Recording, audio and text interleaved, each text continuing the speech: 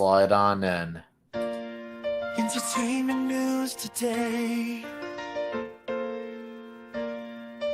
You're such a dragon gay. Everything sucks and it's no good. That comes out of Hollywood. But there's one place you can go to get all your news and info, and maybe even have a laugh or two. You know it's true. Midnight's Edge after dark is life. We'll stand for nerds and geeks, we will survive. From Star Wars to Jurassic Park, it's Midnight's Edge after dark.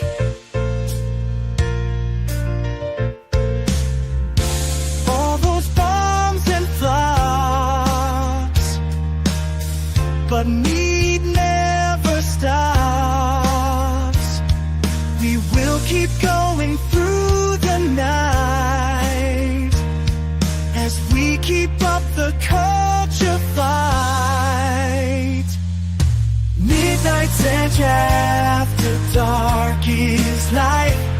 We stand for nerds and geeks, we will survive. From Star Wars to Jurassic Park, it's Midnight's Edge after dark.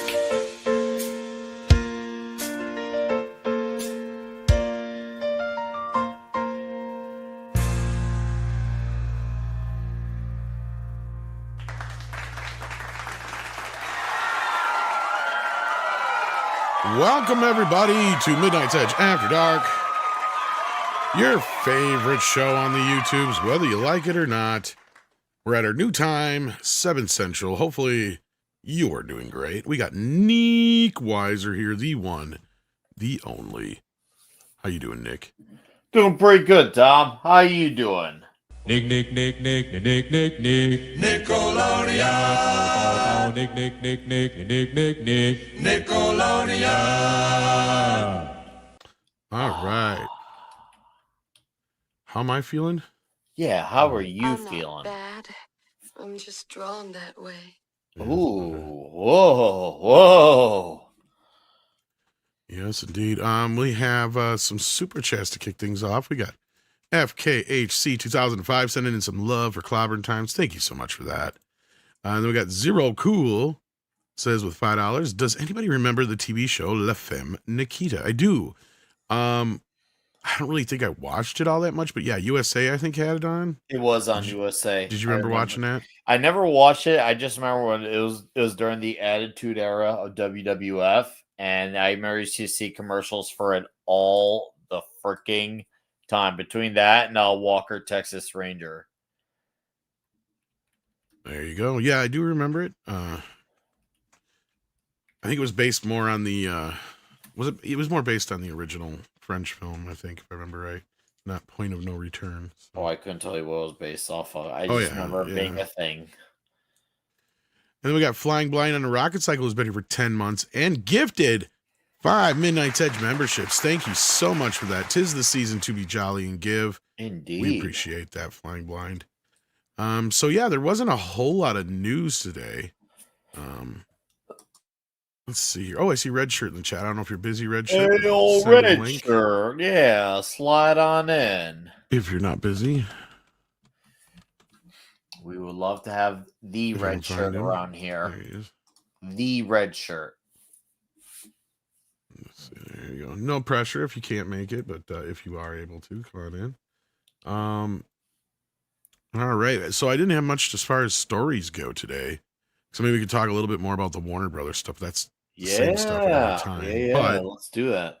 Otherwise, I've got this instead. The best Christmas movies ever ranked from USA Today. This just came out this last week here.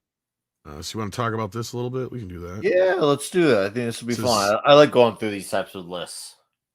So it says Santa Claus is coming to town, but you still have a few weeks to seek out all sorts of holiday movie fare. There are classics naturally like Macaulay Culkin taking on dim-witted crooks, In the beloved Home Alone, or Bill Murray's self-centered TV executive learning a thing or two, or several, sorry, about the meaning of Christmas in Scrooged. Take on Charles Dickens' A Christmas Carol. Or maybe you want more modern options like the new Netflix rom-coms Jingle Bell Heist and A Merry Little Xmas, both streaming now. And the Michelle Pfeiffer family flick Oh What Fun, premiering December 3rd on Prime Video, which is tomorrow. In honor of the Yeah. holiday season, let's rank the 20 best Christmas movies ever. So yeah, so according to this guy, Brian Truitt, these are the 20 best Christmas movies ever. Starting off with Home Alone. So yeah, a Christmas staple, I guess. So yeah, For me, I would have gone a lot higher, but at Me least too, but yeah. it's on the list, so whatever. I guess you could say at least he had it there. True that. True that. So Mhm, yeah, classic. mhm. And then we got The Ice Harvest. Why is this here? This is a Christmas movie? I mean, I grant I can see the Technically, but decorations, but it's not even so much the fact that it's a Christmas movie or takes place during Christmas. It's the fact that nobody cares. This is not a movie that has any staying power. so So why the hell is this thing in here? that's my question. And above Home Alone on top of it? I forgot this movie Yeah. existed. Home Alone's Yeah. been passed down for generations. Even young kids like know what Home Alone is. You can't Mhm. argue with that. Kids are right. The Ice Harvest. What the hell is the Ice Harvest? Kids, fuck, everybody would be saying that. What the hell's The Ice Harvest? It'd be like that movie with John Cusack in it. Huh? And then young kids are like, "Who's John Cusack?" Yeah, right. Oh, What then we the got number. fuck is this? I don't know, some streaming movie probably because 2020 happiest season. Pretty gay already. So it says the inclusive. There you go. There's your answer. Oh, And pleasantly clever romantic comedy stars Kristen Stewart, Mackenzie Davis. Look like two white bitches to me. As a lesbian couple. Oh, there's your inclusiveness. Oh, Lesbian couple God. whose relationship tested at a family get together by deep secrets, conservative parents, and a competitive. This sounds like a woke ass fucking nightmare. Why the fuck is this on this list? Dude, we all know why it was put on there. Yeah, we do. And clearly there's nothing on merit. And then we got number 17, The Nightmare Before Christmas. Okay, good movie. I would definitely put that as a Christmas movie, high up there. Okay, granted, we've only gone through 4 so far, but Tom, you know what I'm starting to see here? I'm starting to see it, and maybe I might turn out wrong, but now that we're 20% of the way in, it feels like a list of, hey, I'm just going to take all the movies that people talk about, put them in some order, and then put in these movies that I actually like, and people are like, hold up. Home Alone was this low and he likes this one more. It must be good. I must go watch this movie about these lesbians. That's what I'm getting off of this list. Maybe I'm looking too into it, but that sure as shit is the vibe that I'm getting. Because no reasonable human being, straight or gay, would put Home Alone that far down and then Nightmare Before Christmas that far down with these are two gay boy movies that we've never heard of or cared about. Yeah. So Nightmare Before Christmas. Classic. Okay. Yeah. And then we got Lethal Weapon. I'm kind of surprised this one's Not on a here. Christmas movie. I love it. I'm a big fan of it. I would not count that as a Christmas movie at all. I look at it this way. It's one of those movies where if people want to think it's a Christmas movie, I'm like, okay, go ahead. I'm not going to argue with you. Would I watch it at Christmas? No. I will fucking argue that. Well, you can feel free, but like my whole thing is sense. There's so much themes around it, and it is centered around Christmas. This movie is not. Yeah, that's kind of my main thing with it is like, as much as I enjoy it, and some people consider it like a Christmas staple of sorts, which kind of solidifies it, right? You can't argue with that. Once people decide that this is a Christmas film, kind of happens. So that's kind of where that all comes from. But we'll get to Die Hard most likely as we move on. But I agree with you because you take Christmas out of Lethal Weapon, it doesn't really change the movie all that much. It doesn't. And that's the thing with Die Hard. You take it out, it does dramatically affect how the movie's seen. Exactly, yeah. It does.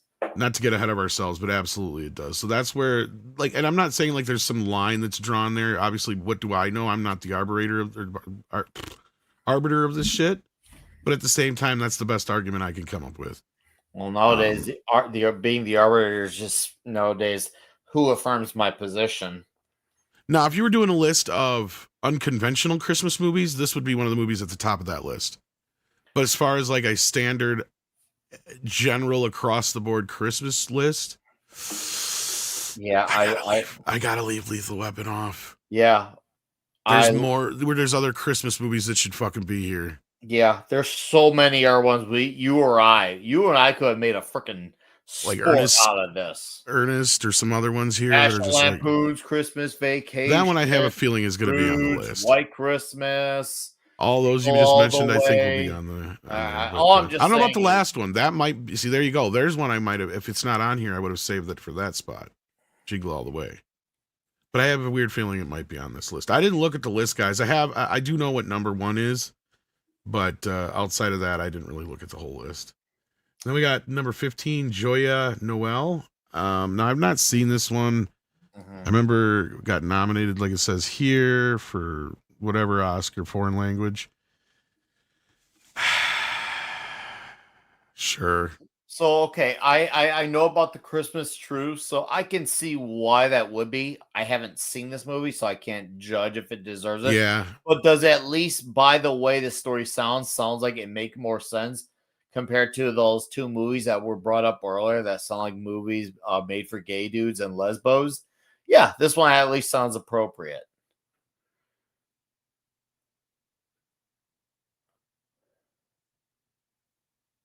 Tom. Yeah, I'm here. Okay. So moving on. Here's one that you just mentioned, White Christmas, and also is Klobby's favorite film. Oh, love it. Love this one. It's pretty good. It does belong on the list, obviously. So there you go.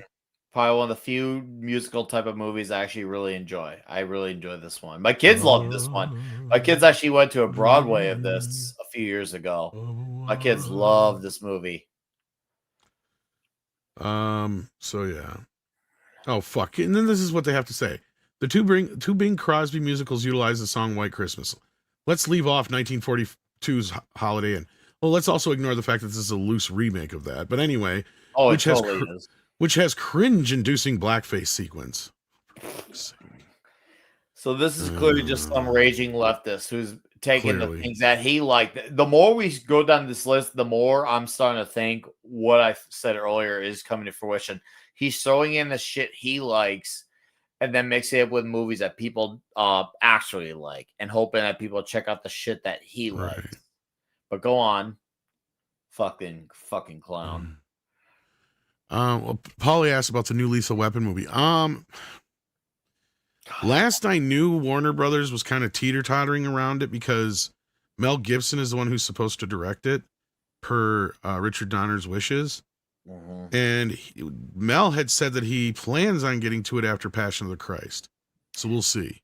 Doesn't that I think he's got a release date set for what, 2027 for those 2 sequels he's doing? I think so. Either this next year or then. Yeah, because he's still either just filming them or just finished filming them. One of the 2. I saw there was a clip that got around of Gibson and Glover meeting. I can't remember if it was like a convention or something, but they did cross paths in person. And it seems like they're still buddy. So yeah, let's get that going, dude. Glover looks like his age is starting to catch up with him. So let's make that happen for our man. Hey, Red Shirt, how you doing? Very well. Yeah, it's fun. Great. Having a great time. Had a great holiday week. Hey, Red Shirt. Nick Weiser. Hey. It's actually been a tick. Yeah, it has. Oh, better for Hopefully you. You're feeling You know good. what? I'm gonna be blackface. Fuck it. I am feeling good actually. Yeah, getting my strength back, making plans for the future, which is great. So That's good. hey, Mini Dragon 5. Yeah. Mecha J 3358. Hello. And Tim Hayes. Hail. Sorry. Yes. No, you're fine. You're saying hello to all the folks out there in the chat, and I love seeing the love. But what we're talking about here is the top 20 Christmas films. I don't know if you've caught any of the ones so far, if you wanted to comment on any, but there was a woke one. and there was one that one. Yeah, that one. Yeah, Yeah, no, this is the one that really read woke. Yeah, yeah. but yeah, so. I'd say that to me they're obscure so far. A lot of them. It's Yeah, one thing if you have obscure, but when you read what it's about, it makes sense. At least with the one with the girl we just saw about the Christmas truce, that sounds like it makes sense. Just because I haven't Yeah. seen it doesn't make it not a Christmas movie, nor I does don't it remember what not it's make called. We'll just No. call it. We'll call it the Christmas Dyke. I don't yeah, remember. But Christmas truce. No. I don't mean bad. I mean just obscure as in I've never even heard of some of these. So that's all. But that doesn't really surprise anybody. So we'll see where we well, go some of from them like here. that foreign one. Well, this one I remember Yeah. hearing about, but I never saw it. Joyo Novelle. Yeah. Yeah. So, what about Lethal Weapon? That's kind of usually that's not as hotly debated as Die Hard, but do you think Yeah. Lethal Die Weapon's a Hard to Christmas me movie? really is. Yeah, Die Hard. I mean, Lethal Weapon. God, it's been a long time. Um, I'd say it's a candidate, but I don't know. I don't know about that one. Yeah, I mean, it hits some of the notes, but it doesn't hit all of the notes, right? Like, I mean, even it starts out Right. with, a Christmas song with Rocking Around the Christmas Tree or whatever it is. Or was it Jingle Bell Rock? Jingle Bell Rock, that's what it is. Yeah, Jingle Bell Rock. But, like, yeah, outside of a few things here and there randomly, it has very little to do with Christmas. I mean, yeah, the Yeah. one drug bust scene takes place at the Christmas tree farm, but that could have been anywhere, right? Like, it doesn't work Right. like the Die Hard thing where some people are like, oh, but it could have been a birthday party. Or like, no, that's not how that works. Like, you're not going to have the It was entire building show up for a birthday party and the rest of the building not be functioning. exactly. Exactly, because it's a holiday. It's obviously a holiday, Yeah, the so the terrorists building's picked it on empty. purpose. Exactly. Yeah. Right. Yes. And plus, they knew all the Yes. most important people were going to be in one place Yep. with little security. No, it So, feeds the story. It does. absolutely. the But story. anyhow, White Christmas, I can agree. Like, it has more to do with Christmas than Holiday Inn did. So I guess it's proper that it's on here. Who cares about the blackface sequence? Oh, here's one that I can agree with at least. Gremlins, because I know this is not as Yeah. debated, not as debated as No. Die Hard, but there are some people who don't think it's a Christmas movie. What about you, Red Shirt? I think it's a Christmas movie. It's not my favorite. It's the horror comedy Christmas movie. There aren't many of them. So it's hard to judge it because it's really hard to compare it to anything. So, Yeah, I I really don't have much on it. We've talked about that movie on Toxic Tuesday, and it has its charms. Uh, I don't think it really has a major Christmas theme to me, but it's there. There's something there. I guess is the way I'd put it. I Mhm. don't think it really hits. I don't think it hits the notes maybe as hard. It's got most of them, uh, but it's hard to see it's hard to see a Santa hat It's kind of an on. anti-Christmas movie in a way. Yeah, yeah, it is. Like this was my gift. Well, and I say this because I mean I didn't want to jump ahead of Nick here, but like that's kind of my whole thing with this when people talk about it. It's like, look, the whole movie's built upon this idea that this kid is given this gift that literally consumes the entire town, right?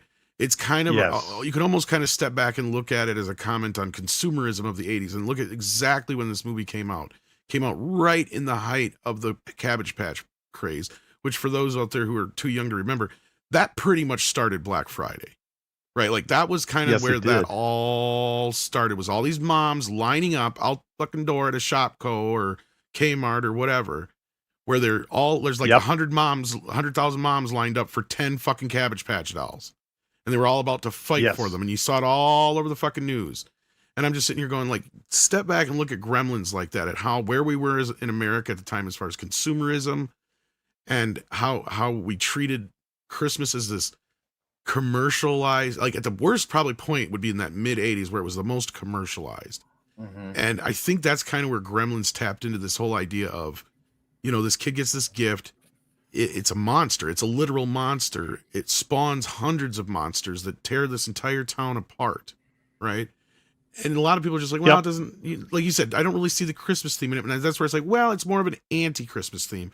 And the crutch of it all is in that scene with Kate and Billy when they're in the bank, Phoebe Cates' character, where she tells the story about her father. And when you realize at the end that it's basically just a sick joke, right? I mean, yes, she's telling an actual story that happened to her character. But I mean, you're sitting there listening to it, and the punchline is that that's how I found out there was no Santa Claus. Bump. Right? That's Gremlins in a nutshell. The whole movie is this really dark, demented fucking joke, but it's connected to one of the most, joyous holidays of the year.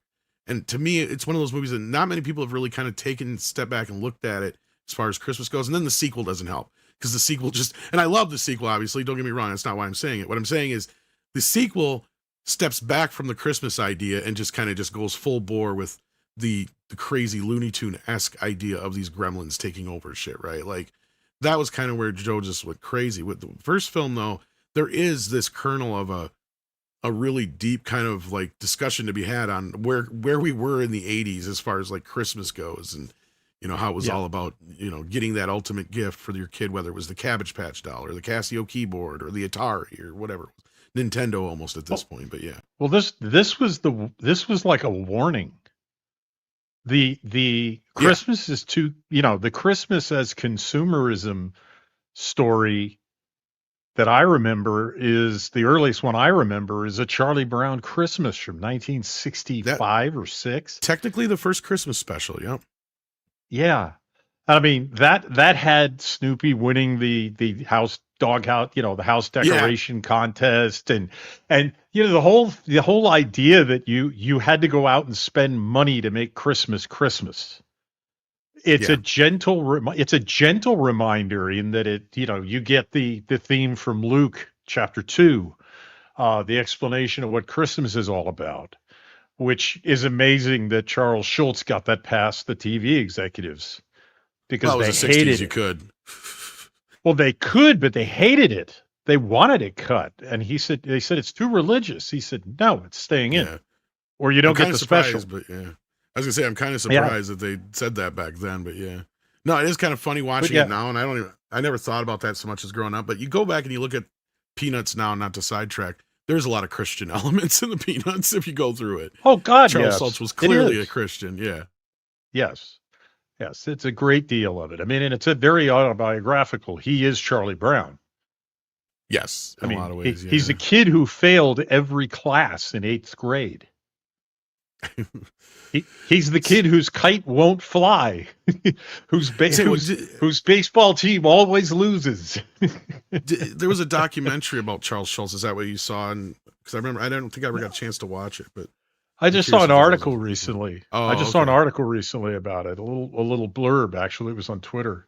But because I didn't know that part, but yeah. No, he there's a lot of him in the cartoon, which is not unusual. I mean, Bill Amond I knew in college, and he went and drew the family in California, where he was from, and the little details like the jar full of sticks with the knobs on them. That is a decoration in a background in about half the cartoons, because it's his mom's idea of this is a cool, this is an accessory for the house for fashion. This is so freaking California. It squeaks. And for of a certain class of people, a certain type of person in California, I know that Paulie's in the chat, and he's probably going, "Hey man, what are you talking about? I don't have that shit in my house." But yeah, everybody puts a bit of themselves into a cartoon. It's you write what you know. And for Schultz, God, it was very autobiographical, and his Christianity comes through in the stories. But that to me is the message. This is the warning. This is if you don't clean up your act, this is what's going to happen to Christmas, to you. And, you're going to find out Santa Claus doesn't exist, and it's going to destroy your town and therefore your community. So in that respect, yes, it's very much a Christmas film, but it's a Christmas warning. Be careful. Yeah, and even the family. Yeah, even the family. No. It's not Cali, LA hate, Paulie. it's just like mid-modern houses in Palm Springs. It's It's something you don't see everywhere else. That's all. And I But just got to no. address this here. But Big Gator, I think, misinterpreted. No, I was arguing that it is. It most definitely is a Christmas movie. Yes. So I don't know if you misinterpreted, but Nick, you haven't got a chance to chime in on Gremlins yet. Great movie. Awesome movie. Love it. And I do call it a Christmas movie. Absolutely. So it should be on every Christmas list. Yeah, he got a few points for me from having this on here. If y'all remember my argument with Yellow Flash and the crew, we were doing our Christmas movies. Oh, yeah. Shop Around the Corner. Not too familiar with this one. The basis for the Tom Hanks and Meg Ryan movie, You Got Mail. That's kind of about the only reason I remember anything about it, possibly. So I've heard of this one. I'm aware of it being a Christmassy type of movie. So I haven't seen those, so I can't verify anything. So I'd like to hope that this guy chose a Christmas movie. That's all I can say after that. I hope he did. And no, I wouldn't go as far as to call Billy the Christ figure. So no. Yeah. But Shop Around the Corner, I have not seen it myself either, but I have seen You Got Mail, and I didn't like You Got Mail. So, but I do like Jimmy Stewart. So, I brought you a letter. There we go. Now this should be way higher. What the fuck is this doing down at 11? Oh, dude, yeah. A Christmas Story. What the hell? Poser. That's a poser, man. This should almost be number one. And I gotta ask, where the hell is 1 or 2 for anyone? Go ahead. If the Shop Around the Corner is 10, where the hell is Miracle on 34th Street? I have a feeling it'll be a little higher up in this one, but okay. Yeah, I haven't seen the whole list yet, so we're all going through for the first time. I do know what number 1 is because I saw it on Pro Show earlier, but okay. Yeah, even Paulie's like, what the fuck? Oh, come on, Flash. Come on. He heard his name. He heard his name, so he came a-running. Ho, ho, ho. You'll shoot your eye out, kid. I mean, if anything, everybody knows what that's from, right? Like, even I know what that's from, but I've never seen this. You've never seen? Oh, man. Really? No, I've never seen it. I'm surprised because I think you would relate to it probably pretty well because, like, there's this greatness about it. Even though it takes place in the, I think, early 50s, late 40s, one of the two, it has a pretty universal feeling about it that most people up through the 80s can relate to. I mean, sans like the Little Orphan Annie stuff and a few other things. Every kid wanted a BB gun growing up. All the kids in this movie are pretty much like every kid you grew up with. So, like, yeah, the dad in this movie is every kid's dad. Yeah. I'll put it on my list. Definitely. You should see it. I think you'll enjoy it. And what's funny is they did a sequel here, like, what, 5 years ago now, Nick? Roughly? Somewhere? Not quite 5. Maybe 2, 3. But 23, I want to say it came out, or 22. What? 2022 or 2023? Christmas Story Christmas. Shockingly good. It had no business actually being as enjoyable as it was. Yet here we are. But yeah, so the first one though is a perennial classic, and I mean, if anything, it should be here just because TNT and TBS used to show it 24 hours over Christmas, like constant, like just a marathon of it. Nothing else. Do they still do that or no? People out in the chat would probably know, but. Yeah. Oh, there was a bad sequel too. You're not wrong. They did that straight to video, basically a remake of it. But, yeah, with Daniel Stern and I can't remember who else was in it. But yeah, no, it's a classic. And then we got A Christmas Carol. This being the 51 version with George. No, this is not the George C. Scott one. No, this would be the Alistair Sim one. Alistair Sim. I was gonna say the Sim. Yep. So this is probably one of the more popular ones. I mean, you could have put any dozen of the Christmas carols on here, I suppose. Yeah, I could see why the 1951 be on there. For all the crap I've given this list, this one is definitely, I can at least see why someone will put this one in there. It's not my go-to, but I've seen it, and, it's good. It's definitely good, and I can see why people would add it. Yeah. I would probably rank the George C. Scott or the Patrick Stewart version higher. Yeah. But any one of them is a very good, telling of the story. even the Muppet one would have been fine here. I don't know if that one will show up or not, but like, yeah. what's the one? What's his name? That's the one which thank you very much. Thank you very much. That's the most nice thing. Oh, that's Albert Finney. That's the Finney one. Okay, yeah, I was gonna say that one's probably Yeah. the more popular one from when we were younger. But like, yeah, there's been Yeah. so fucking many that you could do a whole list of just Christmas Carol You could. versions. Scrooged. Yeah, and then if you throw in TV shows, it'd even be a longer list because I swear almost every TV show is done some sort of Christmas Carol episode, from Family Matters to Family Ties, probably. You know what I mean? Like, Yeah. Yeah. even Andy Griffith probably had one for all I know. Surprise, surprise, surprise. I'm the ghost of Christmas past. OP's like, oh my God, I'm Scrooge. No, anyway.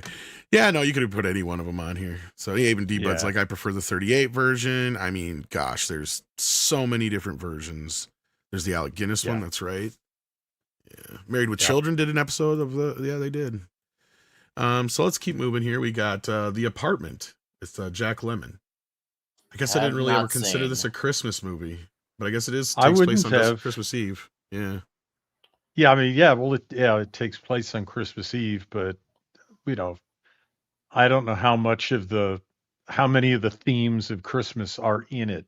I guess the question is, as Paul was prompting me to come up with a definition of what constitutes a Christmas movie versus a non-Christmas movie. Yeah, I don't think this one rises to it. But I can't believe they haven't remade this movie yet. Oh, well, yeah. Like, I'm kind of surprised. Like, for those who don't know what The Apartment's about, it's about Jack Lemmon. Oh, it says right here, Jack Lemmon's a nebbish office drone known for lending out his place for his bosses to take their mistresses. And he puts the focus back on himself when he starts to fall for the elevator girl. So yeah, it's kind of like got this. I could see it being like a vehicle for like Ryan Reynolds or somebody, like, you know what I mean? Like Chris Pratt, or like, I can't believe they haven't tried to remake this yet, to be honest with you. Yes. Watch, they probably have. It was just probably called something else. Yeah.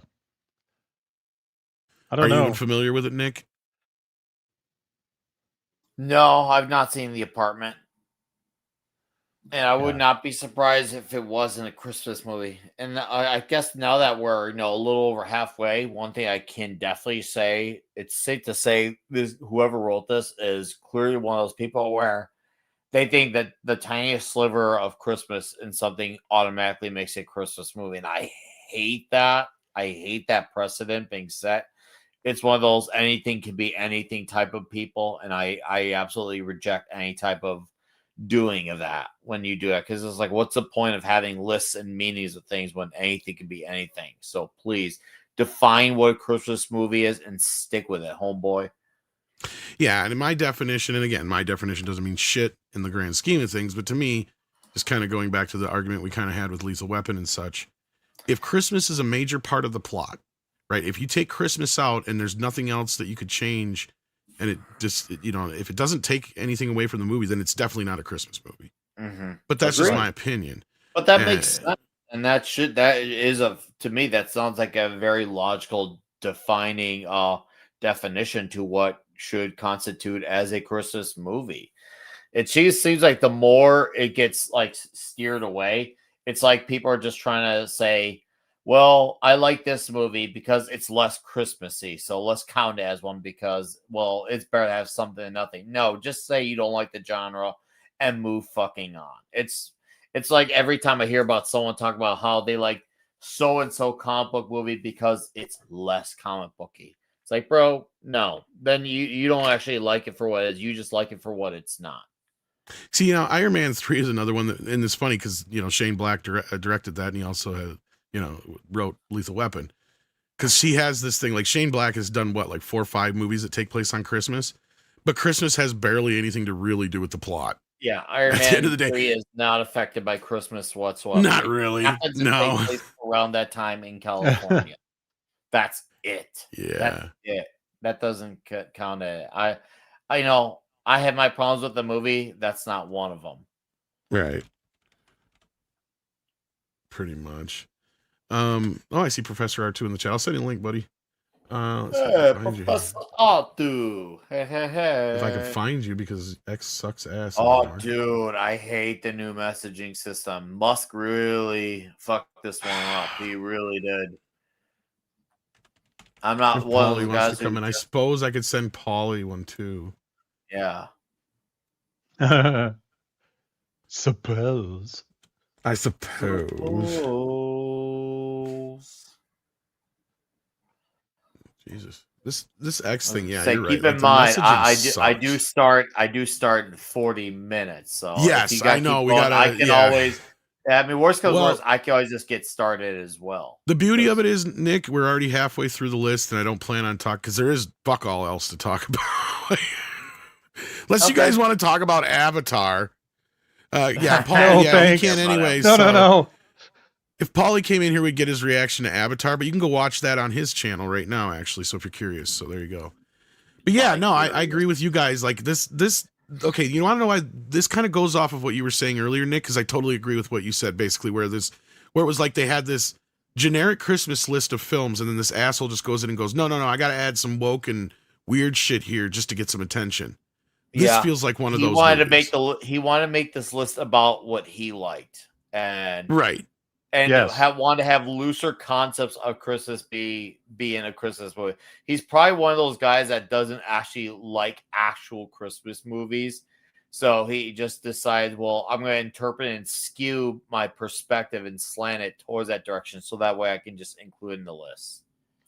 Yeah. Exactly. And that's kind of what this feels. So And again, much. I'm not saying the movie's bad, but I'm just, you know, you made that point before, and I agreed with you 100%. Like this guy, that's what it felt like. Is this guy had a list of movies? He's like, well, I'm just going to shove in some of my personal ones in here. And it's like, look, I get it. Everybody has their own personal films for Christmas. Like, look, here's one of mine that's technically not a Christmas movie, even though it has a little bit of a Christmas part in it. But I usually watch it every Christmas because it was just a tradition with my dad. Because I got him the videotape one year and we just watched it every year after that. Rocky, the original first Rocky. For some reason, it's just Christmas night. We would watch Rocky because I got it for him 1 year back when VHS was first starting to get big, right? And we just watched it every year after that for some reason. It was just a thing. I don't know. Christmas Eve was A Wonderful Life and Christmas night was Rocky. I don't know why. Other than I bought my dad the tape 1 year for Christmas. That was it. But otherwise, like, yeah, my mom is a huge Christmas freak growing up. Like, so, like, a lot of these movies, like, I've seen so many of these things because my mom would watch them every year endlessly.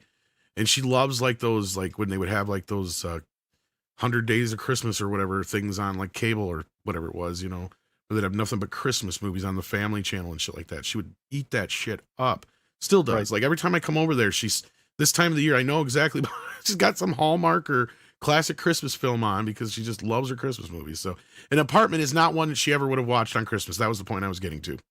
So that being said, we're moving on now. No, Zootopia is not a part one. It's just another story. Holdovers is number 8. Now, I have not seen this one. This is a newer one, and I have heard some people talk about it. So I'm not gonna knock it, but I haven't seen it. Now, have either of you guys seen it? I'm going to take that as a no. So Alexander Payne's 70s set throwback stars Paul Giamatti. Can't speak to it, but I do know it's kind of popular. So why is Die Hard 7? Yeah, that should be. I don't get why. Top 2 or 3 at least. I mean, we don't even have to have the debate of whether or not it's a Christmas movie. I think all 3 of us on this panel. Yeah, I absolutely agree. It is. I mean, the whole gist is he wants to be, you know, with his family in time for Christmas, and he's got this big obstacle in his way. It absolutely affects the story dramatically. And he's talked about wanting to listen to Christmas music in the car. They make a lot of the dialogue revolve around Christmas. It takes place around that time. So, yeah, it is absolutely a Christmas movie and then some. Sure, it doesn't got a lot of our iconic Frosties and Rudolphs, but everything it celebrates, and it has a Christmassy type of message about family. Well, yeah, there's all the arguments we've already made about how it takes place on Christmas because That's when the terrorists need it to be, because that's when the building is going to be the most empty, less security. All the people, the most important people, are going to be in one place at one time. It just so happens that John McClane is coming out to visit his family on Christmas. And a lot of people are like, well, it could have been a birthday, it could be this. Like, John McClane has been sitting in New York for a year. He has missed at least two birthdays for his kids now, and God knows how many other holidays. He didn't show up for Easter. He didn't show up for 4th of July. He's showing up for Christmas. Why? Because Christmas is the one holiday that most families cannot miss, right? That's the importance of it. So all these little things mixed together. It's like you take Christmas out of the plot of Die Hard, the movie falls apart. There's no real reason for it to be happening at that any other time. Even some people are like, well, you could do it New Year's. No, because most businesses and offices, they don't do a party for every holiday. But you know what is famous? The Christmas party. The office Christmas party is always world famous, no matter where you've worked in an office. They even made a movie called The Office Christmas Party because it's such a famous, crazy time. And speaking of crazy times, we got R2 with us. How you doing, Professor? Hey, I'm doing all right. Oh man, it has been a busy one, busy semester. But hey, just got home from ice skating lessons. You should be getting some time off here soon, right? Yeah, here in a little bit. Shouldn't be too long. But yes, Die Hard. Die Hard is absolutely a Christmas movie. It happens because of Christmas.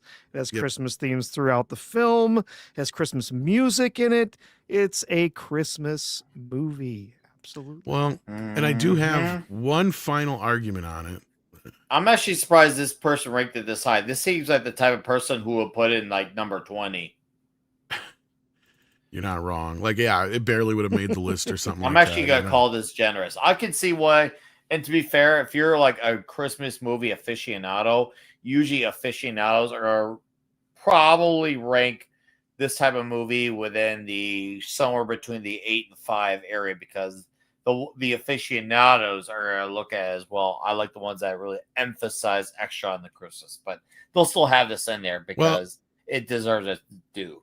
I wish Jay would have had me on his show the other day. I didn't even know they were doing the old Die Hard debate, but I have a trump card that I always keep up my sleeve.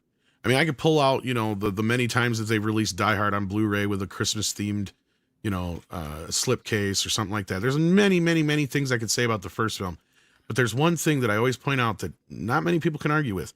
If Die Hard is not a Christmas movie, then why the fuck does Die Hard 2 take place at Christmas for no good fucking reason? Man, I can't fucking believe this. Another basement, another elevator. How could the same shit happen to the same guy twice? Exactly. Nope.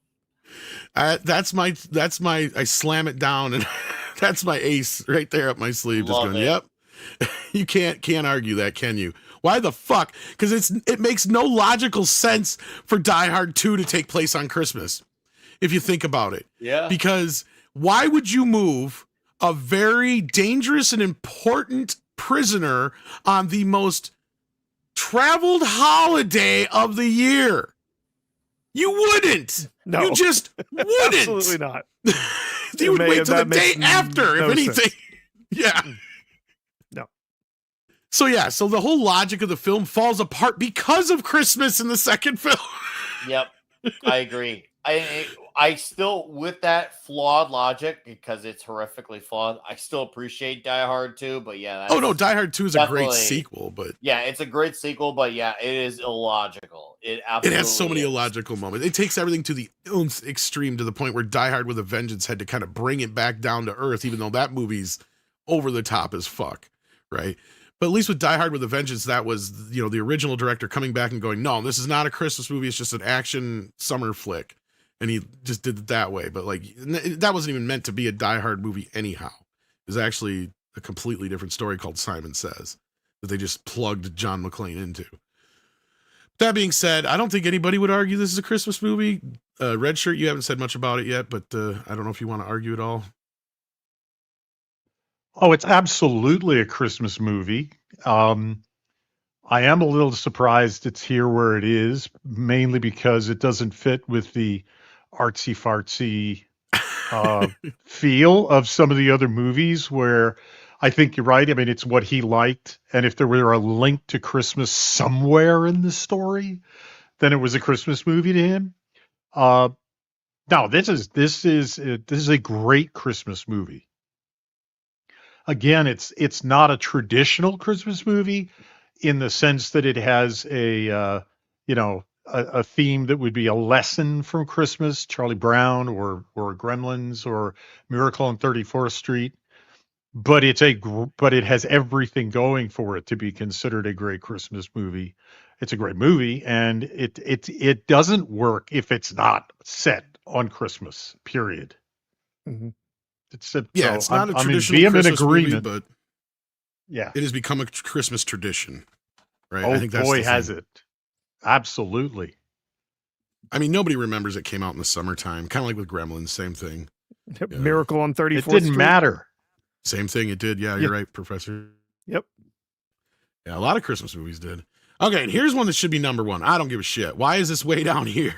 We should be at number 2 and 1 right now. No. This is way down here because it stars Chevy Chase, whom I can't stand. Well, I know you. Well, that being said, though, like this is one of those movies where very few times or ever have I ever heard anybody say anything bad about it. No. Everybody loves it. It's a classic Christmas film. I don't even know if it was. It kind of came at a time when I was surprised they were doing another National Lampoon's Vacation film, because it was like the last one flopped, and it hadn't really been one of those movies that stayed in the zeitgeist at the time. But I believe because of this movie, it came back in a way, if that makes sense. Because I remember I had National Lampoon's Vacation on video because it was one of the videos my dad brought home from where he was working at the time that was quote unquote broke, but all it had was just like one little bad spot in it.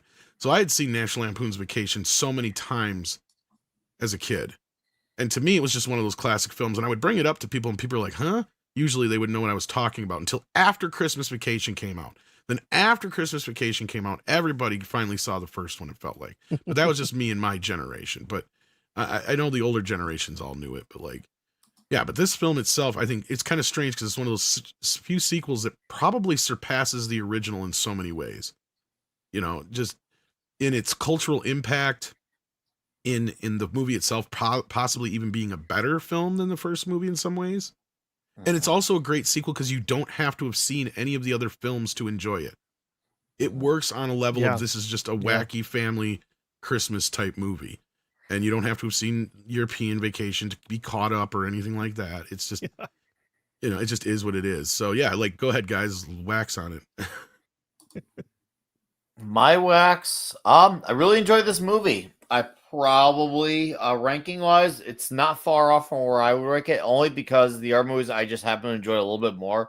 But this to me is a very essential Christmas movie. Absolutely. I don't know. I don't recognize a Christmas list well. It's a very fun comedy Christmas movie. Do you know how weird it is to sleep in the same bed as your brother? Well, I'm sleeping with your father. Yeah,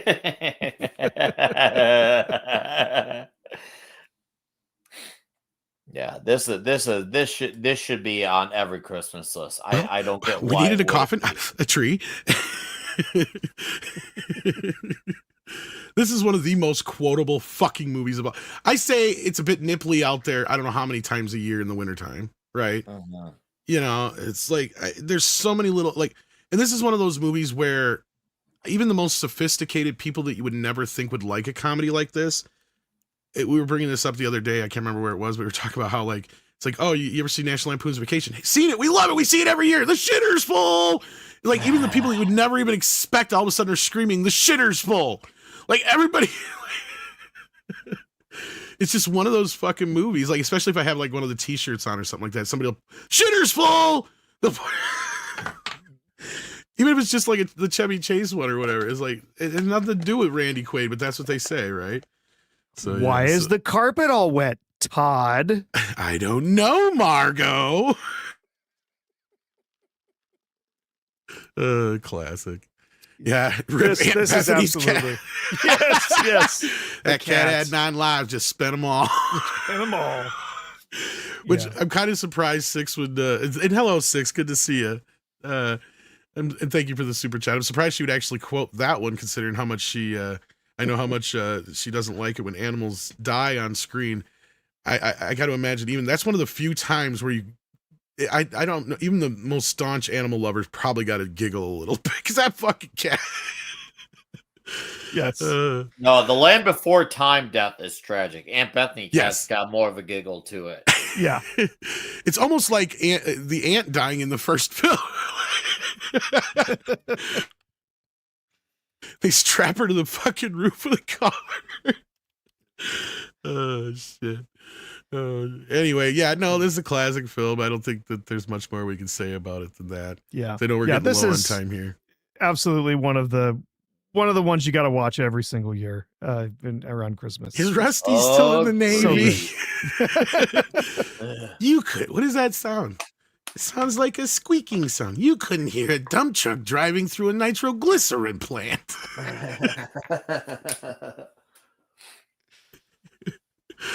Anyway, here's Miracle on 34th Street, one that's been asked about a few times. Now, some would debate this is actually more of a Thanksgiving film.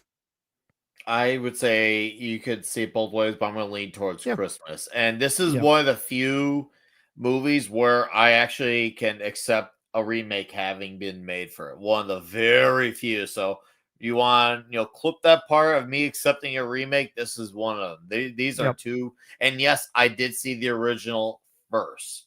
So I was shocked that I enjoyed the remake the way that I do. But these both are really good. And I don't blame anyone for choosing one over the other. Yeah, I still love the original. Edmund Gwenn there as Kris Kringle, fantastic. So it's just such a charming film. It's so sweet. I love the original, but I would agree with you. The remake has plenty of charm, plenty of love for the. Now, doesn't the remake actually kind of fix the ending, or am I mixing them around and the remake mussed up the ending? I'm trying to remember now. I don't feel like the remake had anything damaging or polarizing. I was going to say, this was because for some reason in my brain, and please correct me if I'm wrong, there was like just one little bit in the end of the film that the remake I think fixed, and I thought it was because I haven't seen either version in so many years that I'm just kind of vaguely in my mind going, which one was it that had the? Because one of the endings I remember was a little less believable than the other one.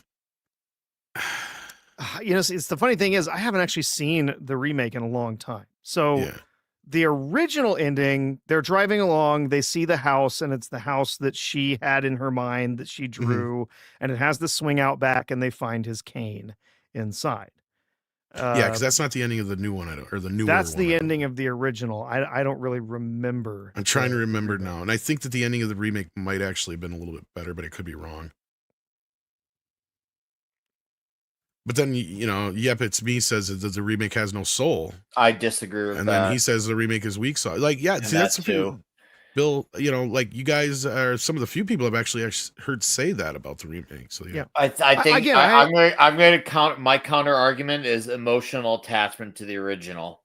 That's why as someone who has seen both of these movies not far apart from each other and going back to them, they are both very well on their own merits. If you had seen the remake first, I think a lot of people, whether they want to admit it or not, would be a lot more fun of it. But it's attachment, and I get it. There's pride to that when you grow up on something you love, and accepting something else it's hard. I get it. Yeah. I like I said, I much prefer the original, but I don't have a problem with people who that really do like the remake. I think it's fine. Okay, this is the difference, I think, if I remember right here. In the remake, in the courtroom scene, that's what I was talking about. Like, it's all predicated on the whole, like, in God we trust on the dollar bill in the remake. Mm-hmm. And in the original, I'm trying to remember what was the crutch, but I think in the remake it was a little bit better, if I'm not mistaken. In the original film, the whole court case hinges on the U.S. government recognizing him as Santa Claus. Yes, and it's the if the post office is delivering mail to him, it's illegal for them to deliver mail to someone who isn't the person who's supposed to receive the mail. So it's the federal government recognizing he's Santa Claus, so that closes the case. You just remind me now. It's the original one. The ending I like better.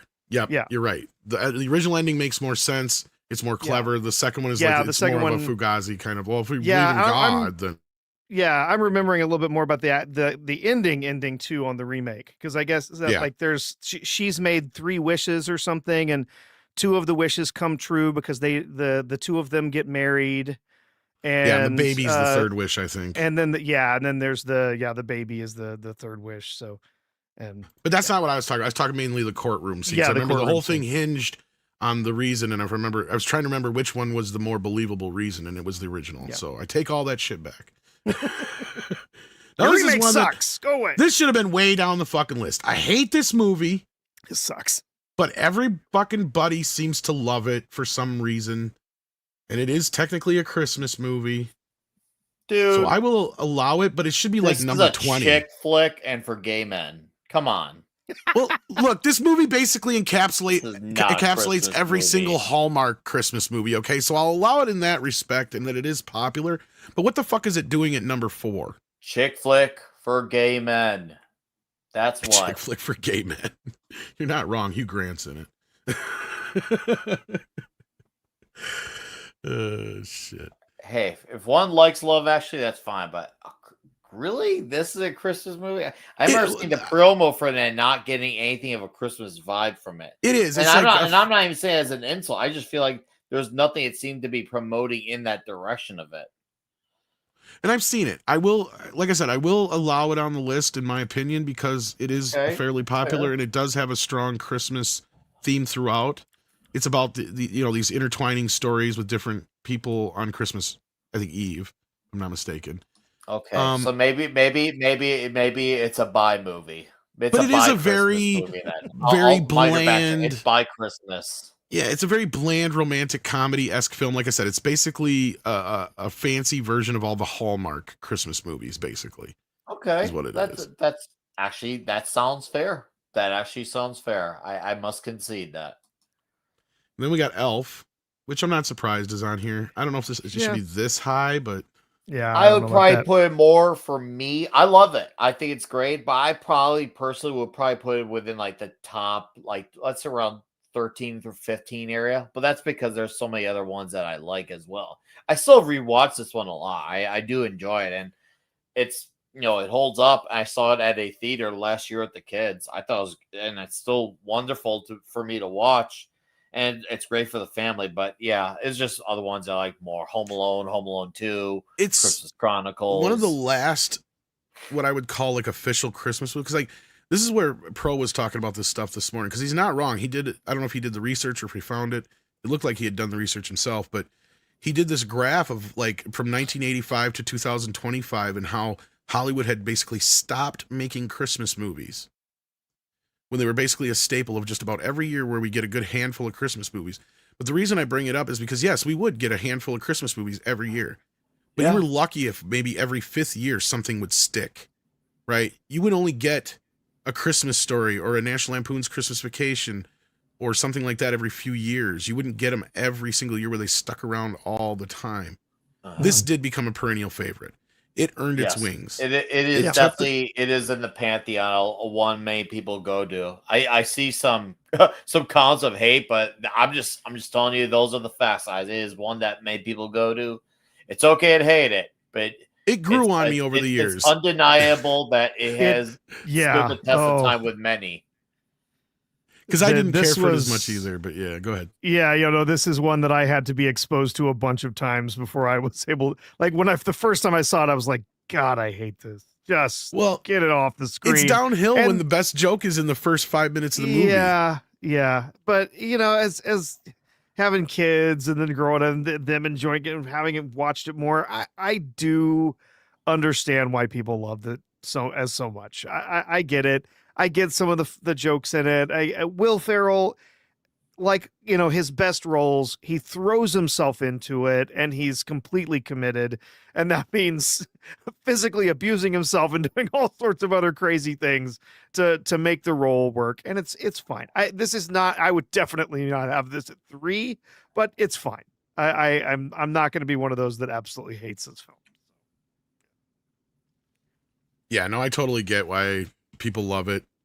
I get why people wouldn't like it, to be Yep. fair. Even though I disagree, I can at least see why they don't. I think it might have been Bob Newhart's last movie. I think he did some TV afterwards with like Big Bang and all that kind of stuff, but I think it might have been his last movie. But if anything, that's one of the reasons why he is one of the things that kind of keeps it. Oh, he's great. I'll be honest with you. If it wasn't for Bob Newhart being in the movie, it probably, to me, I would be arguing like this movie sucks. It's just all modern, crappy bullshit. But because I did not like it when it first came out. But like you said, R2, over the years, seeing it time and time again, certain aspects start to grow on you. And you just kind of like, you know what? It's not as bad as it initially was, especially compared to some modern shit. So I'll give it a pass. Red Shirt, did you have anything to say about Elf? Or do you have to step away, I think you stepped away. Okay, we got number 2, which is arguably could or should have been number 1. Yeah. It's a Wonderful Life. Excellent. Feels a bit obligatory on this list, even though it's correct. Obligatory, yeah. Like, well, at the same time, because here's the thing, is I will accept people's arguments that this is technically not a Christmas movie. Oh, no. But what puts it in there is that it's based on a Christmas card, like a literal Christmas card. Mm-hmm. And it got shown on Christmas every year to where it kind of got imprinted on Christmas.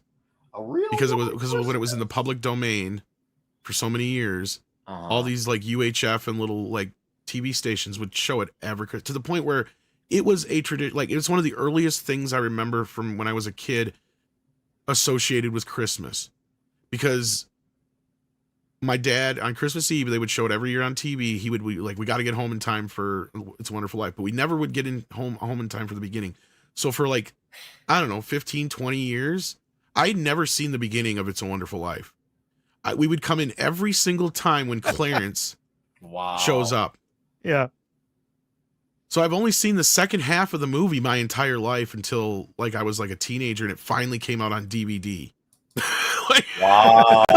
And the reason is because every Christmas Eve we would go to my grandma's house for Christmas. So by the time we would get back, the movie had already been on for about an hour, but my dad would still insist we're watching it regardless. So yeah, so finally when I was like a teenager, I got to see the beginning of the movie.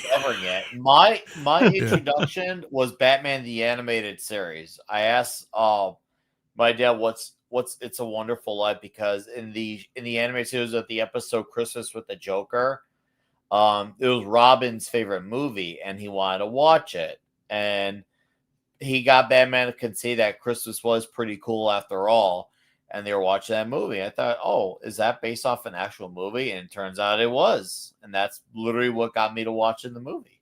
So I discovered this one at a very young age. You know what else is funny that they started doing when NBC finally bought out the rights to it?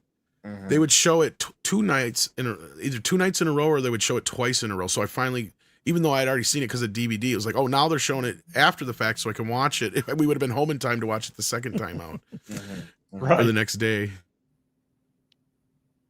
And for some reason, my dad never had us record it. That was the only other thing that never made sense to me. He's like, Dad, why don't you just have us record it so we can just watch it every year and not have to worry about it? You know, but no, it's just one of those things.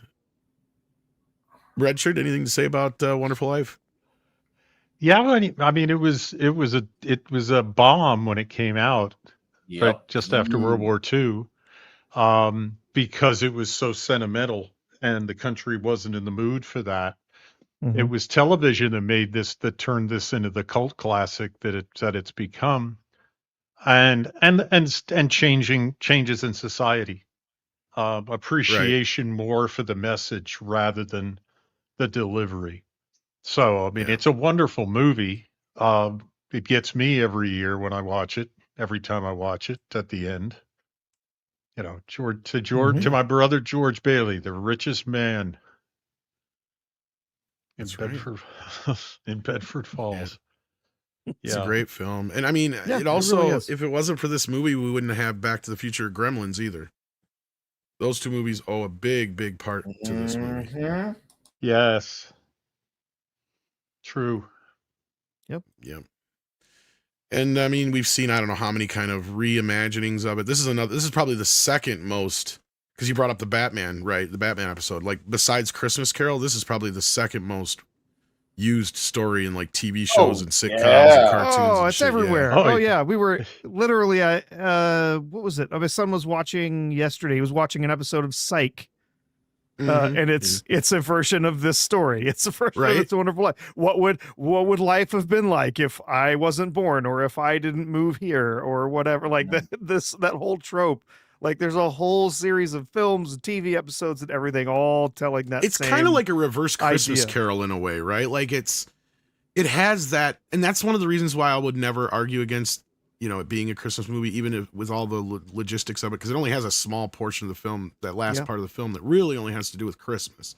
Yeah, and the Christmas plot has very little to do with the movie itself per se. It has more to do with Black Friday or whatever it was, to where.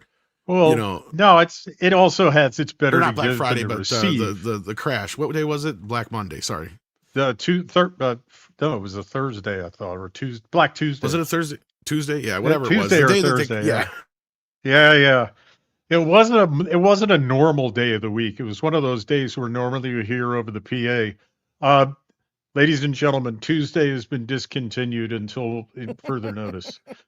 Yeah, and the runs on the bank and everything. That's kind of what it more revolves around, but like, yeah. But yeah, you do get the Christmas themes at the end. She's practicing Christmas carols on the piano. They've got the Christmas tree, everything. And this is one of the Christmas movies that was released at Christmas. At Christmas, yeah. But Frank Capra, he had practically disowned it, like Red Shirt was saying. Like, he's just like, it's one of my worst movies I ever made. Sorry, bro. It got wrong. Yeah. Sorry. If anything, it's one of the only ones that has lived on, really. I mean, long term. Yeah. Yes. He probably just said that because it bombed, so now he had to go with it. Well, it's actually just because, like, Night of the Living Dead, the reason those two movies lived on, and I swear by it, is because they didn't do the copyright correct, and UHF channels and all these little channels picked them up in the TV boom. Right. And so many people saw them every year. Halloween, you'd see Night of the Living Dead. Christmas, you'd see It's a Wonderful Life. So, like, it was just a normal thing. Yeah. Sometimes copyrights going off, or like it's same thing with Nosferatu. We pointed out that movie wouldn't exist if it wasn't for the fact that they tried to take that movie away from us, because so many people saved it, because so many movies from that era do not exist anymore. And they weren't even canceled. Mainly because most of them don't exist because they blew up. Exactly. They were on nitrate film. Exactly. Now, Scrooge, this is a weird one. So first of all, why is this above any other version of the Christmas Carol? I love this movie, don't get me wrong. No. I like this film. I do, but this is why is it number one? This reminds me of the Naked Gun being number one on that 100 list. Like, what the fuck are you doing? I'm with her too. This is something that should be around like 15. I love it. I've watched it many times. I watched it last year. It'll probably be, played sometime this upcoming Christmas. But it ain't Home Alone. It ain't The It's a Bitch Hit Me with a Wonderful Life. Toaster. It ain't Christmas Vacation. No. But it's an entertaining Christmas movie. It has some great lines, absolutely. It isn't even the best adaptation. I mean, it isn't even the best retelling of Charles Dickens' story. It's probably the most interesting. It's definitely the most funny. Like, yes. Yeah. I mean, where else are you no question there. Yeah, you can see her nipples. You can barely see your nipples. Yeah. Look, can you see your nipples? You can barely see them, just a little bit. And these guys are really looking. She hit me with the toaster. I can't believe it. That bitch hit me with a toaster. Yes. Oh. Yeah, no, I mean, it's a great, James. It's a fun movie. It really is. And it's hysterically funny. I mean, you can't leave. If you leave, then I can't work late. And if I can't work late, I can't work late. Right. You've got, and the thing is, you've got it besides Bill. You've got Carol Kane. You've got Bobcat Goldthwait. Yeah, that is, he is the best part of the movie when he comes in after being fired, because he's playing the what's his face? I forgot his name. Cratchit. Yeah, Cratchit. Yeah. He's playing that role, and it's funny because this guy finally gets his comeuppance in all the Scrooge movies. He comes in with a fucking double barrel shotgun like fucking Elmer Fudd, and he's like, "I'm going rabbit hunting." Like, yes. No, it's great. Yeah. Oh no, it's a fun. I mean, it's a movie to watch at Christmas. There's no question. But is it number one? I don't think so. I think it's in the top 5. Year. I mean, no, but I think it's in the top 5, but I don't think it's number one.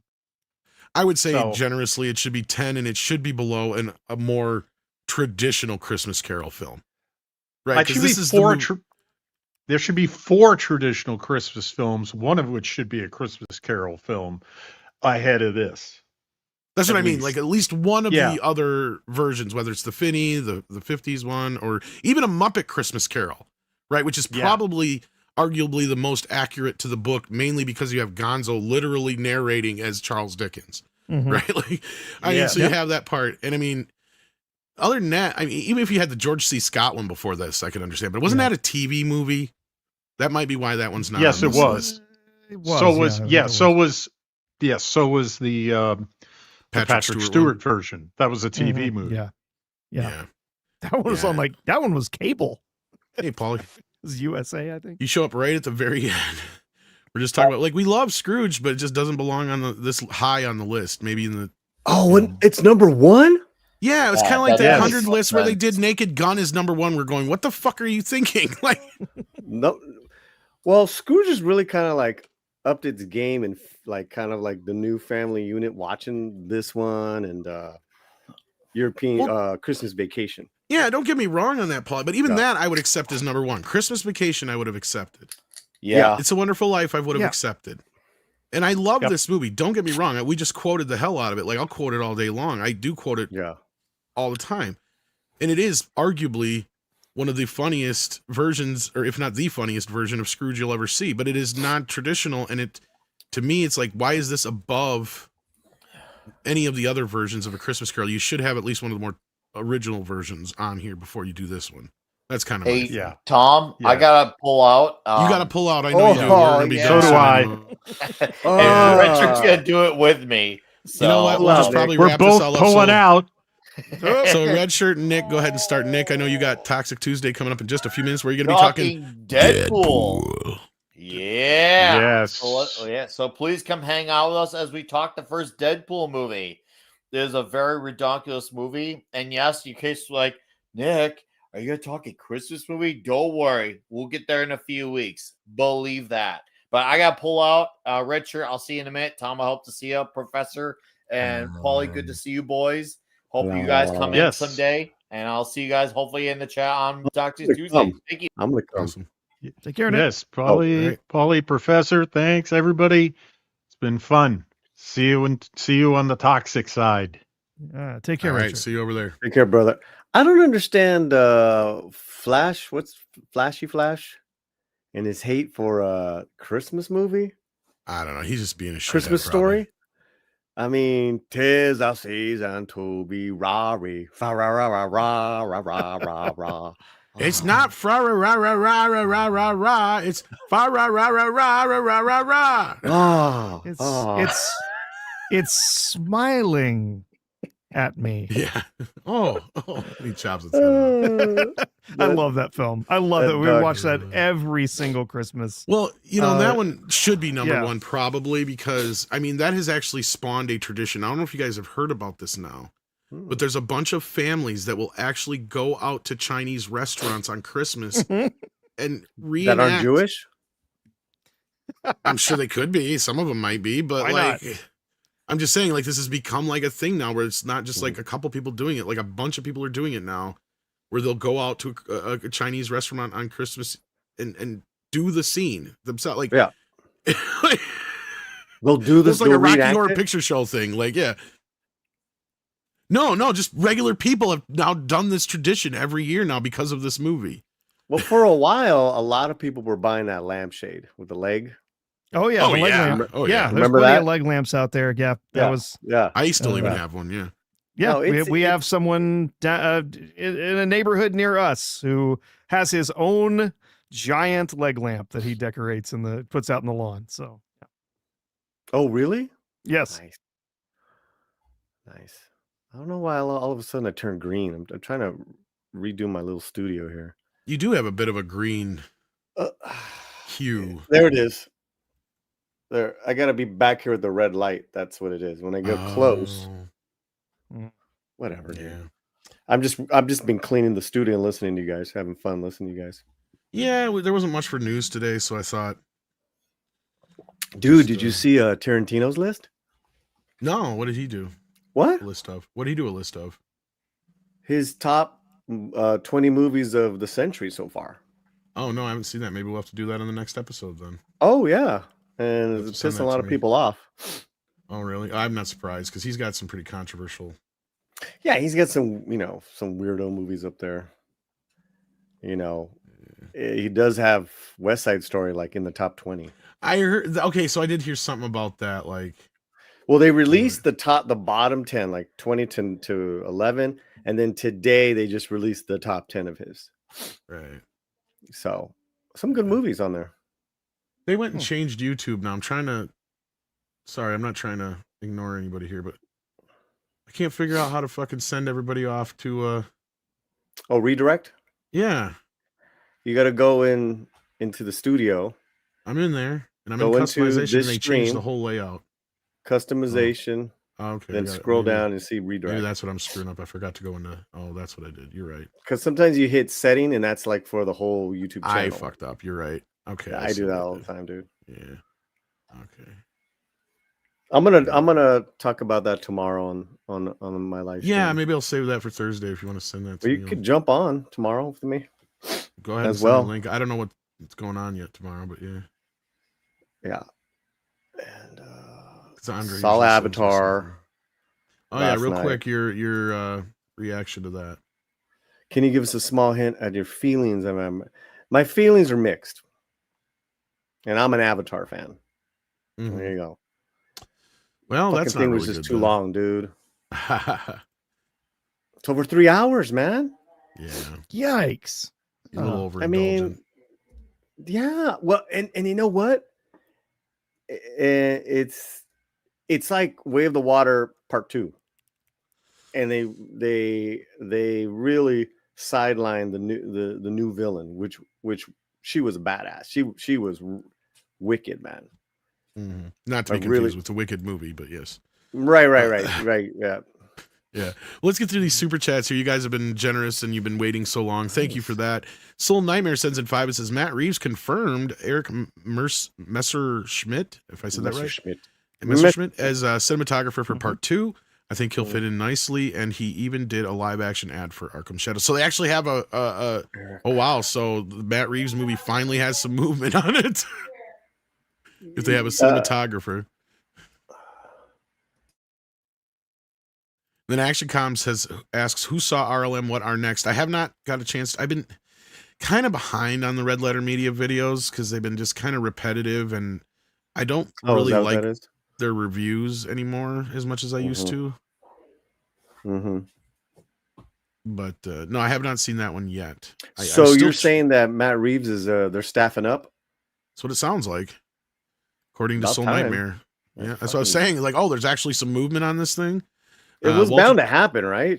Something. Yeah, could have. I mean, there was always that plausibility that if they didn't get their shit moving, then yeah. I mean, it's been kind of on the back burner for a bit now, and I mean, I've heard all sorts of stuff about it where it was like, well, if you don't get his shit done here pretty soon, then they're gonna just move on. But Walter Tomazuski says, off topic, how well are AMC and Regal faring? Good question. I don't know. Let's see what their stock is at right now. I mean, I have AMC's A-list. Yeah, but I mean, I would think that they're all struggling. The last couple of weeks have been decent for movie going, but it's been a pretty bad year.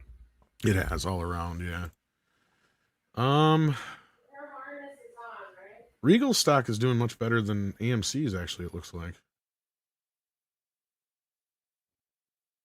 They're up a bit more, but they must have more. I'm thinking they got more market share, perhaps. Yeah, I'm not the guy to really ask this stuff, Walter Tomazuski. This would be better for like Valiant or one of those guys, but I do know the theaters are struggling a little bit, and I think Paulie's right that this year did hit them pretty hard. And yeah, they've had some ups with like Minecrafts, and more recently with like Zootopia.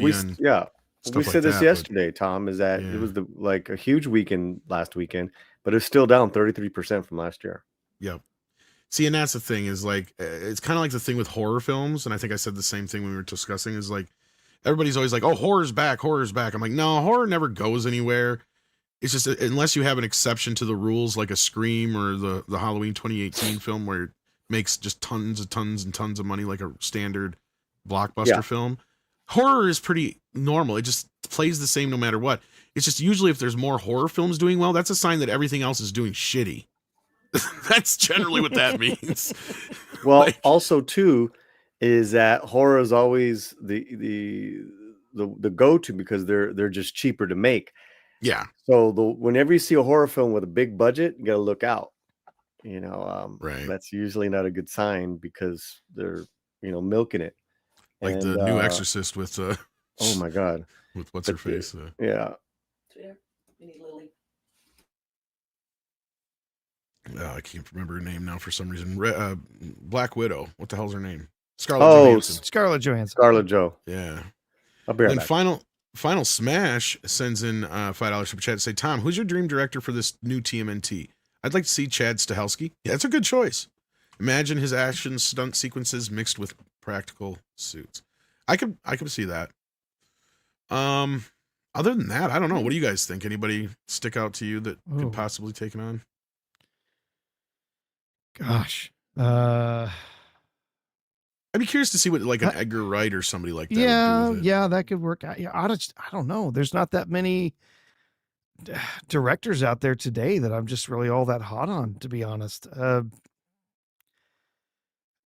Yeah, I don't know. I mean Chad Stahelski would be an interesting choice. I've even said that, and I know this pains me to say this, if you gave Zack Snyder the best script in the world, he might be able to turn in a really good TMNT movie. Yeah. Just because of his visual flair. But I would be afraid it would turn out like the Michael Bay movie. The Michael Bay produced films, I should say. Yeah. There you go. Too dark. Have him do the live grounded. action. Yeah, no, Chad Stahelski is probably one of the best choices right now. If as soon as he's done with Highlander, Paramount can pick him up for TMNT, that would be a hell of a catch. But he's busy with Highlander and the rest of the John Wick series of whatever comes out of that. So yeah, I have a feeling he'll be too busy. So it'll probably be somebody we don't know, or somebody probably from the Marvel regime or something like that. I don't think there's been any talk yet as far as a director yet, just writers and stuff, I think, and producers. Flying Blind says, okay, here's the big question. Where is the Star Wars holiday special? Well, to give the list a break, I believe it was all just movies, right? Because they didn't even have like the Charlie Brown special and all that kind of stuff. So. And the holiday special is not a Christmas movie. It's closer to Thanksgiving, actually. It kind of is. It's not a Christmas thing. Yeah, it's its own weird where you're coming from. Life Day holiday. Yeah. Doesn't really have any Christmas in it. And then we got this one before from 6, but thanks again. And then Connor Dorian says, did you hear about Netflix all cash bid on Warner Brothers Discovery? Well, yeah, we saved this because I think we're going to talk about it tomorrow morning. But if R2, you want to comment on this at I had all? not heard on that one. Last one I had heard were some updates on Paramount's bid, but I hadn't heard anything. Yeah, and the only thing with Netflix throwing an all cash one out there, no. Supposedly Trump has said that it wouldn't go through regulatory thing, but again, I'm sure Netflix is just going to go through the motions, and then if they do win the bid and they don't go through, they'll just turn around and sue the government, probably. That's probably what'll happen. Who knows? Well, the problem is the precedent was already set with Fox.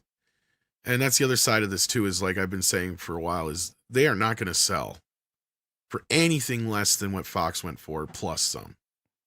Because Fox is a much smaller entity than Warner Brothers by far. Mm-hmm. Like people don't realize how big Warner Brothers is. It's enormous. It's huge. Music and all these other outlets. Yeah. Yes, they do. Yeah.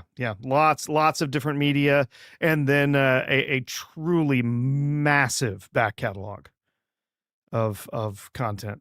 So not to mention the IPs, right? Like that's the thing that people forgot about Fox, and I remind them that's the only reason the only movies we've gotten out of Fox in the last 5 years since Disney's bought them have been Alien and Predator, because that's all they own. Yep. They didn't own the X-Men. They were licensing that, right? Like a lot of the stuff they were releasing in the last 10, 15 years, that they're so desperate for IP out of Fox that they're trying to do something with Independence Day and mix that in with Alien and Predator. I shit you not.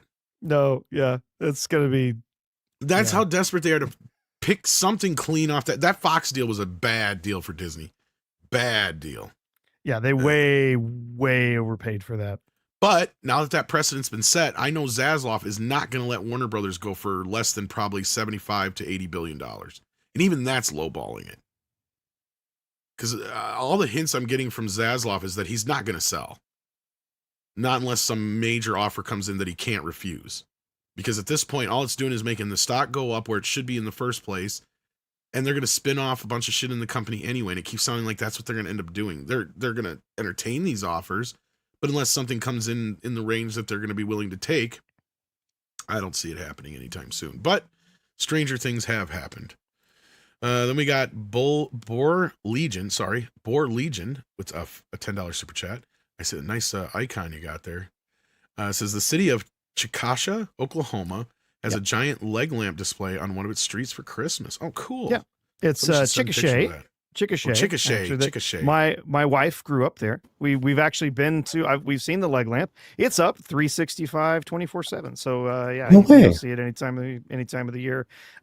Despite the fact that they have been sued by Warner Brothers, I think at least twice, being told that they have to take it down. But so far, nothing has actually moved forward with that. So. Interesting. I did not know that. Soul Nightmare says also. Claus, Bang, Matt Smith, and Sam Rockwell are on the short list for Brainiac. Bang and Smith are great, but Rockwell is too short for David and Nick. Yeah, I don't know if I want to see David and Nick. Oh, David Cornsweat. Yeah. And I don't know if Rockwell would fit as Brainiac. Like, unfortunately, like the one man who I would love to have seen play Brainiac is no longer with us. Who's that? David Bowie. That's a choice. Yeah. Wow. Don't you think he could have pulled it off? I think Bowie can do anything. Exactly. Well, he could. Otherwise, Willem Dafoe 20 years ago. I see what you're going for. I see what you're looking for. Otherwise, I honestly wouldn't have a problem with Brainiac being played by a woman because Brainiac is kind of asexual anyway. So Tilda Swinton wouldn't make a bad Brainiac. Yeah.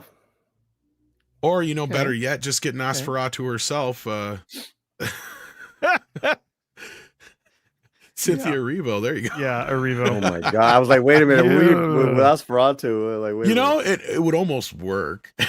With those fucking nails in the hands. If she just, like, can you imagine her coming out with, like, and the tentacles coming out of her hands? Like Brainiac. The thing is, minimal makeup. Yeah. She's not going to do anything that will make her look bad. No, I'm just joking. But that would be one of the few times I'd be like, you know what? That's a good one, man. Bite your tongue, sir. Yeah. As long as she's not playing Storm. Christopher Walken would have been great 30 years ago too as Brainiac, and he was supposed to play him in the Superman Lives film. That's a good one. Yeah, he would have been great. Yeah, Superman, you gotta die. I'm gonna kill you now. I'm gonna destroy a whole planet. Yeah. Anyway, and then Mark's also sent in a 55-month member milestone. Thank you for that, Marks. And yeah, I got to remind Andre, we definitely got to do something soon for you guys. It's been too long. Eddie Izzard wouldn't be bad. Years ago though, he's too fat now. Yeah, he looks like Jabba the Hutt now. Yeah, now he looks too big. But like, if you would have got a really, really young Eddie Izzard, he would have been great. Probably. Good actor, man. Yeah. Nothing to do with the sexuality aspect, just to do with the fact that he's too plump now. Like, that's just it. It's like, yeah. Even on the David Bowie side of things, like a younger Mick Jagger wouldn't have been a bad Brainiac either. Possibly. Not nearly as good of an actor, though. Right, I was going to say, man, when he starts talking, he's just not a good but he has that look. There's Sting. Young Sting would have been good, too. Like Sting tried to act for a minute, man. He wasn't. But if he does basically what he did in Dune, it probably would have worked. I will kill you. Yeah. He's got the look, but yeah, you're not wrong. Not the chops. Like Bowie would have probably been spot the fuck on. And I know most people be like, huh? But then you think about it for a little bit and you're like, you know what? You're probably right. He's got that alien-esque-ness about him that I think it would have worked. And he wouldn't have had to wear the contact or anything. You just, you have two different colored eyes. Fucking let it slide. Right. But anyway, Kiefer, no. Talk about too small. Holy shit. Kiefer's like, what, 5 foot nothing? Yeah. And he was in a movie with Nick. Nick towered over his ass. Oh, is that right? Yeah, he's in Juror Number 2. Haven't you seen that yet? Yeah. He was the lawyer in that, remember? Oh, that's right. The guy that was his AA friend, yeah. They had a couple of scenes where they're like meeting up and he's in like garden. half his height almost. Well, Nick's tall. He is, yeah. But I mean, it's like, I was like sitting here watching this going, oh man, I can't believe Kiefer didn't at least complain to Eastwood and get an apple box to stand on because this is bad. And the Jacob Elordi guy, he's a fucking 6'5". No, but if you guys haven't seen Juror Number 2, I've actually watched that movie like 3 or 4 times now. I've seen it twice.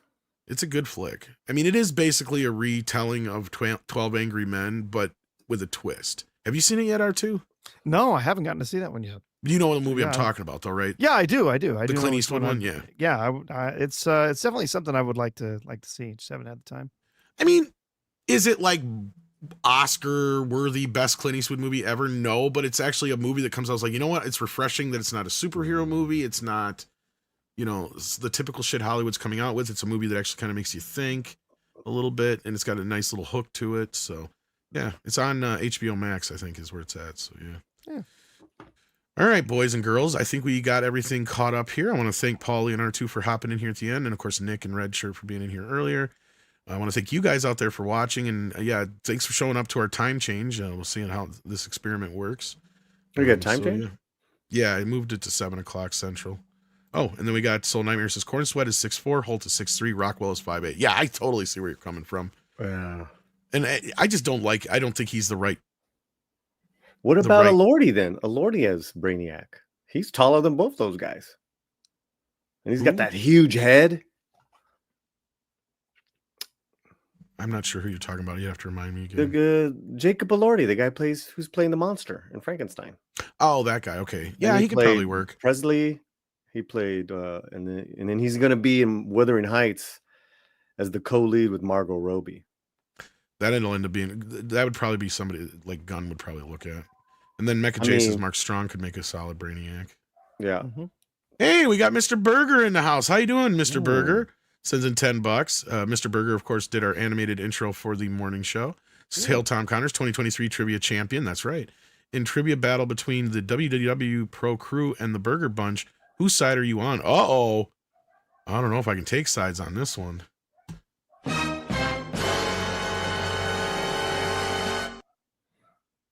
Yeah, I don't know, Burger. That's a heck of a challenge. So there you go. He's throwing down the gauntlet for WDW Pro Crew against the Burger Crew. If it's going against those guys, count me in, man. All right. I know my trivia.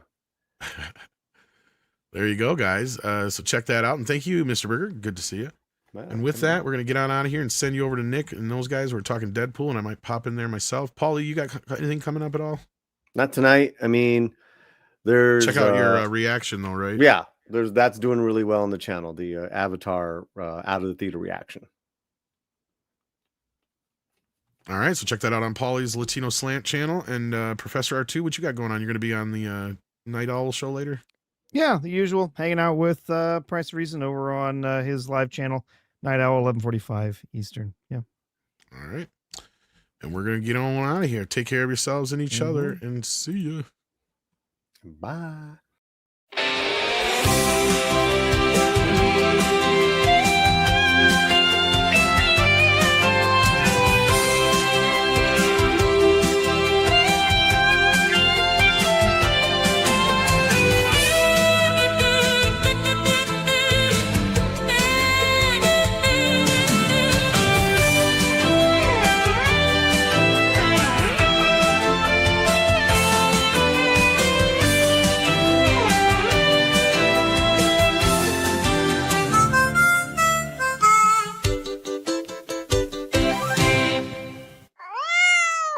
Cute kitty.